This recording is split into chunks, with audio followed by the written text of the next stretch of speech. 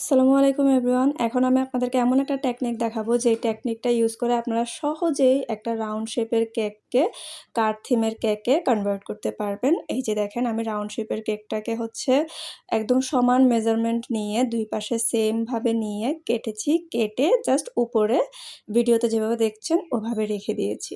দেখেন আর এর পরবর্তীতে হচ্ছে আপনি আপনার পছন্দ মতো কারের শেপটা দিয়ে নিবেন। মানে আপনি কেমন কার বানাতে চাচ্ছেন, একটু বেশি বড় রাখবেন, উপরের সাইডটা নাকি ছোট রাখবেন। আমি আমার কার থিম অনুযায়ী এটাকে কেটে নিয়েছি। এবার আমরা যে বেকার হিসেবে আমাদের কখনো ভুল হয় না এমন না।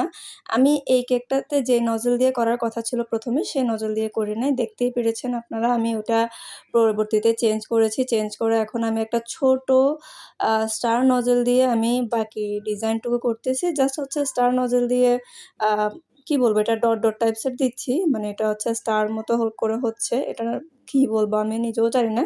কিন্তু আপনারা ভিডিওতে দেখেই বুঝতেছেন যে আমি কিভাবে এই ডিজাইনটা করছি।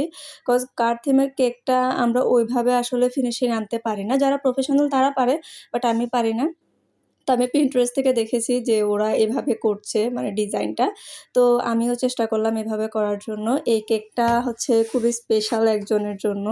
আ আমি জানতাম না এতদিন এই মানুষটা এক্সিস্ট করে, বাট এখন হঠাৎ করে এক্সিস্ট করতেছে। তার মানে আমি আরো সুপার এক্সাইটেড এই কেকটা নিয়ে। আমি খুব সময় নিয়ে কেকটা বানাচ্ছি। দেখেন ওই যে ক্রিম গলে, গলে পড়ে যাচ্ছে এক সাইডে, এত পরিমাণে গরম। আমি বারবার ক্রিমটাকে ফ্রিজে রাখতেছিলাম। তারপর আবার এটা নিয়ে কাজ করতেছিলাম। প্রচণ্ড গরম, যার কারণে হচ্ছে আমি এই কেকটা ভালোভাবে করতেও পারতেছিলাম না। একটু পরে দেখবেন যে আমার ক্যামেরার অবস্থা কিরকম হয়।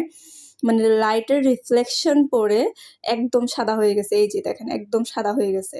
মানে এত পরিমাণে রোদ বাইরে, আর আমি এই কেকের মধ্যে ভরে, ভরে ভুল করেছি। মানে হচ্ছে আমি যতই ভুল করার চেষ্টা না করতেছি, মানে আমি চেষ্টা করতেছি ভুল না হোক, ভুল না হোক। আমি পারফেক্টলি কেকটা করতে চাই। বাট এটার মধ্যে আমি ভরে, ভরে ভুল করছি। ২ সাইডে চাকা দিছি। ২ সাইডের চাকার ইয়াটা ভরাট করে ফেলছিলাম। আবার ওটাকে তুলে সুন্দর করে আবার চাকাগুলা দিছি চকলেট গানাশ দিয়ে।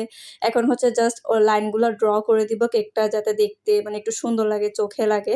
চকলেট গানাশ দিয়ে আমি এটা করতেছি। দেখেন চকলেট গানাশটাও গলে যাচ্ছে। মানে এত পরিমাণে রাগ উঠতেছিল আজকে।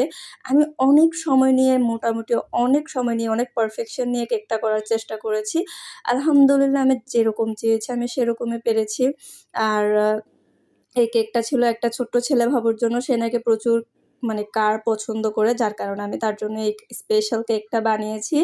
আপনারা সকলে দেখবেন কেমন লেগেছে অবশ্যই বলবেন। ভুল ত্রুটি তো সবারই হয়, আর আমার তো ভুল ত্রুটিতে ভরা আমি।